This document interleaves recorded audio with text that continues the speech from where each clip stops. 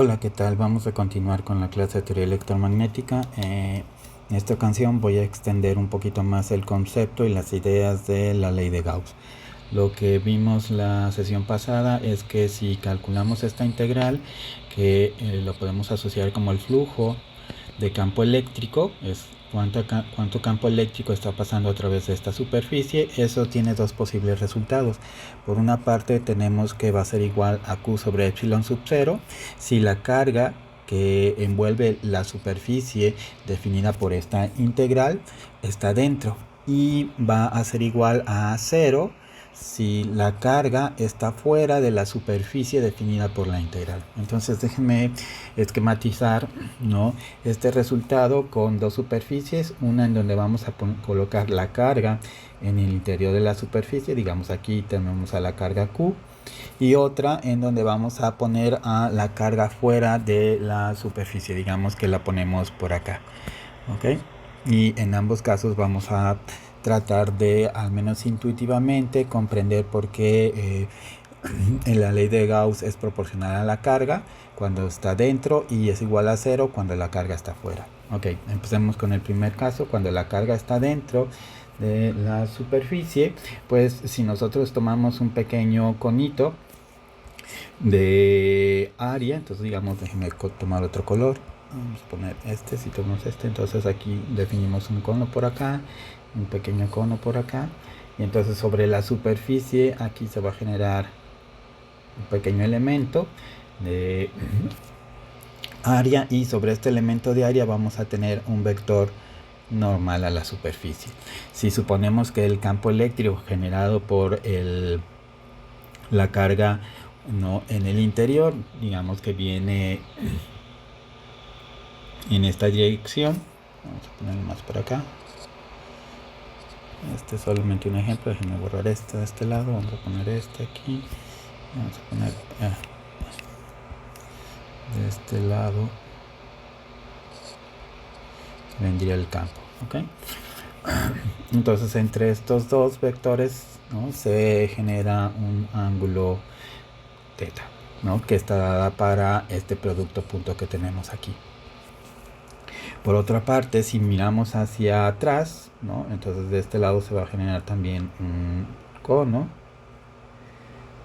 Aquí va a ser más complicado, más o menos, ¿no?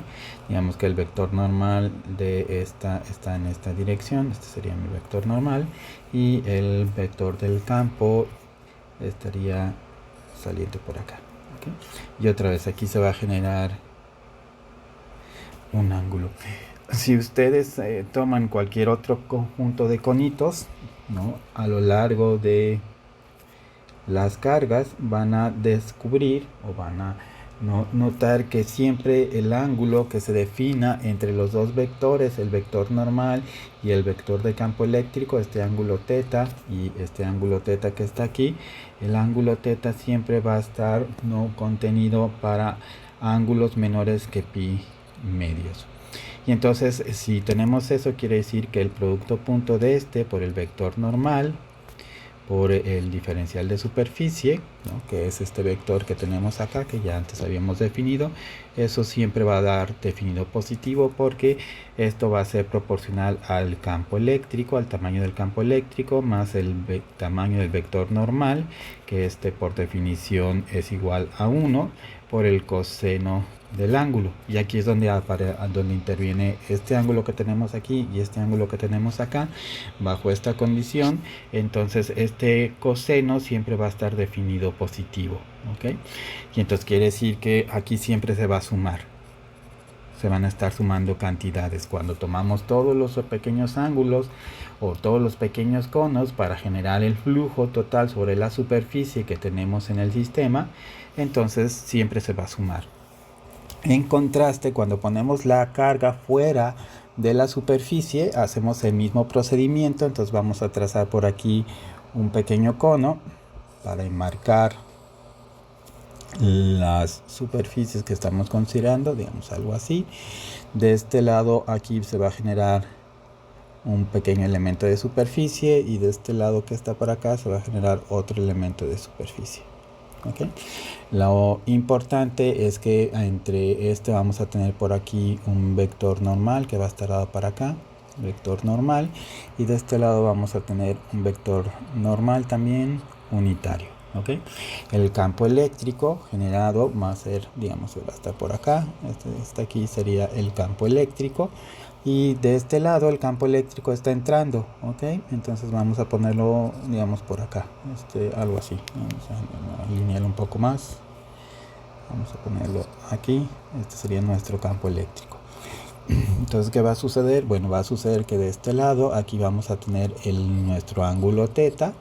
Y acá vamos a tener este ángulo θ un poco mayor, ¿ok?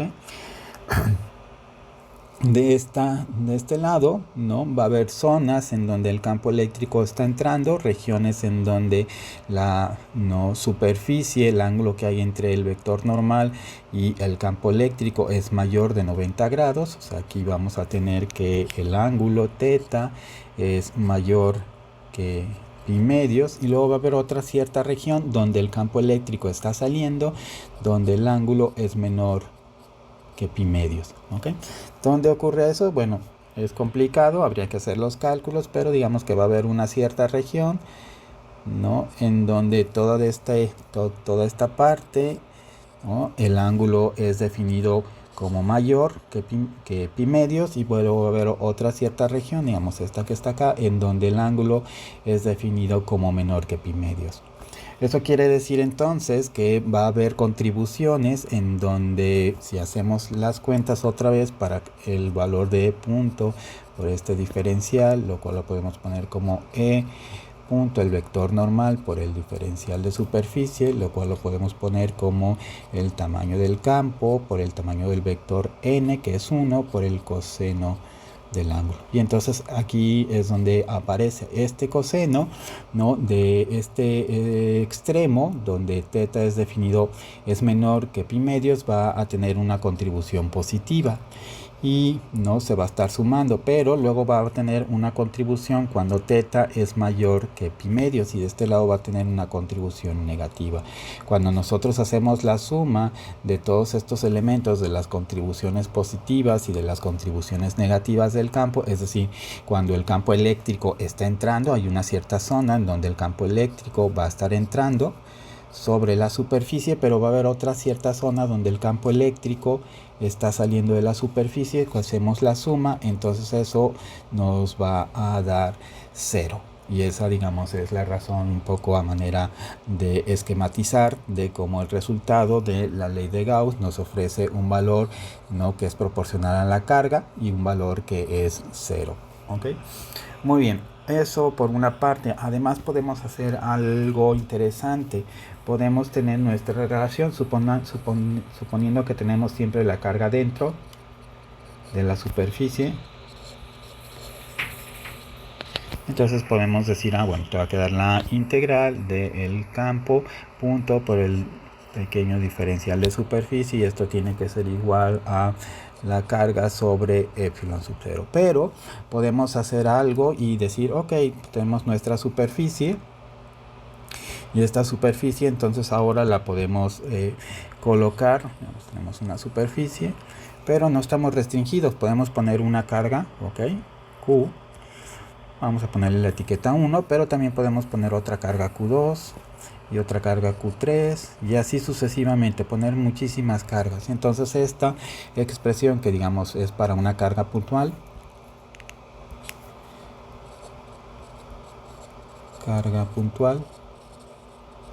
la podemos generalizar si tenemos muchas cargas puntuales en el interior de la superficie. Entonces te quedaría de este lado, no se va a alterar, va a pasar igual, punto el diferencial de superficie, y esto va a ser igual. Ahora ponemos la sumatoria desde que tenemos la primera carga, ponemos un índice hasta la última carga. ¿De qué cosa? Pues de QI sobre epsilon sub 0. ¿Ok?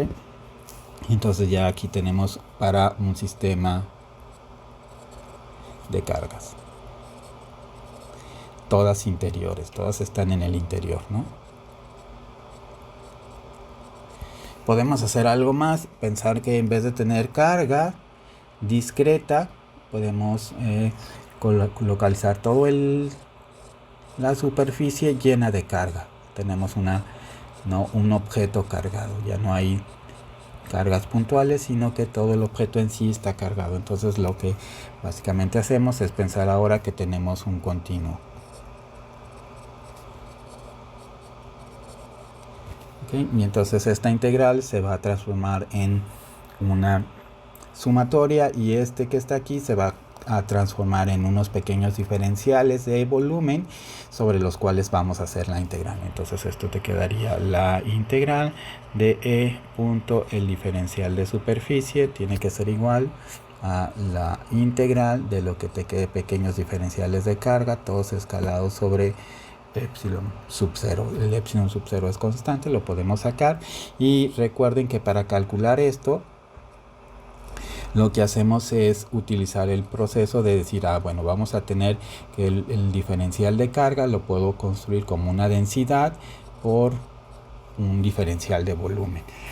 ¿Okay? Y entonces quien tiene las coordenadas, ¿no?, sobre las cuales se van a integrar son la posición, las cuales vienen dadas por este diferencial de volumen, y la carga, la distribución de carga está dada por esta ρ que tenemos acá. Si hacemos este cambio, entonces te va a quedar la integral punto del diferencial de superficie va a ser igual a 1 sobre epsilon sub 0 de lo que te quede la integral de ρ, que la podemos hacer dependiente de la posición, e integramos con respecto al volumen. Y entonces esta sería nuestra expresión para la ley de Coulomb cuando tenemos una distribución de carga continua dada por la información contenida en la densidad de carga del sistema. Una vez que tenemos esta expresión, entonces con ella podemos hacer algo interesante. ¿Okay? Déjenme, antes de llegar a eso, escribiré esta que está aquí, está dada para el sistema MKS o el sistema internacional. Podemos escribirla solo por completez y ponerla en el sistema inglés, en el sistema CGS, y en ese sistema simplemente te quedaría que va a ser la integral de E.ds. Esta no va a cambiar, y en vez de poner el 1 sobre epsilon no va a aparecer, pero va a aparecer el 4pi, y te va a quedar la integral de ρ de r integral de volumen. Esta que está aquí, digamos, es para cuando tenemos el sistema CGS o el sistema inglés. ¿Okay? Entonces aquí aparece el 4pi, es lo que les decía, te van a quedar siempre en el sistema inglés factores de 4pi. ¿Okay? Se simplificó en la ley de Coulomb, pero en el resto de las expresiones del campo electromagnético siempre vamos a tener este 4pi. Ok, ¿qué podemos hacer con esta relación que está acá? Podemos hacer algo interesante, ¿no? Vamos a suponer lo siguiente. Vamos a pensar que esta es una integral de superficie, entonces vamos a ponerla de este lado, te va a quedar la integral de superficie del campo punto por el diferencial de superficie. Ok, y entonces en esta integral lo que vamos a hacer es aplicar el teorema de Gauss, que te permite pasar una integral de superficie a una integral de volumen, pero sí, el precio que hay que pagar es que si aquí aparece un campo no vectorial, acá tiene que aparecer la divergencia de este campo vectorial, ¿no? Y eso es lo que establece la ley de Gauss. Ponemos una superficie y acá vamos a pasar, ¿no? La transforma en una integral de volumen, ponemos un diferencial de volumen. Entonces, si ya aplicamos este teorema de Gauss a el caso de la integral de flujo del campo eléctrico, pues te va a quedar esta integral. Ahora la ponemos de volumen, en vez de poner el campo eléctrico ponemos la divergencia del campo eléctrico, y en vez de integrar sobre la superficie integramos sobre el elemento de volumen, y eso sabemos que es igual a esto que está de este lado, el lado derecho. Entonces podemos poner 1 sobre epsilon sub 0 de lo que te quede la integral del volumen. ¿Cuál volumen? Pues el volumen es el encerrado por la carga, que es donde se va a hacer la integral de este mismo campo eléctrico. De ρ, que puede depender de la posición, e integramos con respecto al volumen. Podemos hacer aquí un poco de álgebra. Para hacer lo que voy a llevarme es este lado, lo voy a llevar hacia el otro lado de la igualdad, y como son integrales de volumen iguales, las puedo factorizar. Entonces si hacemos eso, te va a quedar la integral de volumen. Voy a abrir un corchete del campo eléctrico menos, no, perdón, ya me equivoqué, de la divergencia del campo eléctrico menos 1 sobre epsilon sub 0 de lo que te quede ρ. Vamos a ponerlo todo junto, de la ρ escalado sobre epsilon sub 0, cerramos, y todo esto lo integramos con respecto a el volumen, y como lo estoy llevando hacia el otro lado de la igualdad, esto es igual a 0. Ahora tenemos una relación que nos marca que tiene que ser 0. Puede ser el caso de que la integral en sí misma sea 0. O sea, cuando hagamos la integral puede ser que nos dé 0. Eso efectivamente puede pasar si nuestra integral es una integral simétrica. Digamos que del lado derecho y del lado izquierdo tenemos la misma área. Entonces va a haber una zona en donde la área va a estar definida negativa y otra donde va a estar definida positiva, y esto cuando se integre en un intervalo simétrico pues da 0. No puede pasar, sin embargo eso va a depender mucho de la forma de la función de esta que está aquí, y entonces habrá ciertas funciones específicas en donde se cumple. Por lo tanto, si queremos ser generales, lo más sencillo para garantizar que esto siempre nos da 0 es decir que lo que está en el integrando es lo que es 0. Entonces aquí decimos que la divergencia menos la densidad sobre epsilon sub 0 es igual a 0, y entonces aquí ponemos que la divergencia de E es igual a ρ sobre epsilon sub 0, y esto que está aquí es bastante importante porque es una de las ecuaciones de Maxwell. ¿Okay? Esta es la primera ecuación de Maxwell. Recuerdo que dijimos que teníamos 4 ecuaciones y acabamos de encontrar o deducir la primera ley de Maxwell, que no es otra cosa que la ley de Gauss en forma diferencial. Aquí tenemos la ley de Gauss en forma integral. Si nosotros haciendo uso del teorema de Gauss, entonces podemos reescribirla en términos diferenciales, y con eso entonces ya tenemos una parte de las 4 ecuaciones de Maxwell. Digamos que tenemos un 25% de avance de las ecuaciones de Maxwell. Ok, con eso cerramos la sesión de hoy. Hasta la próxima.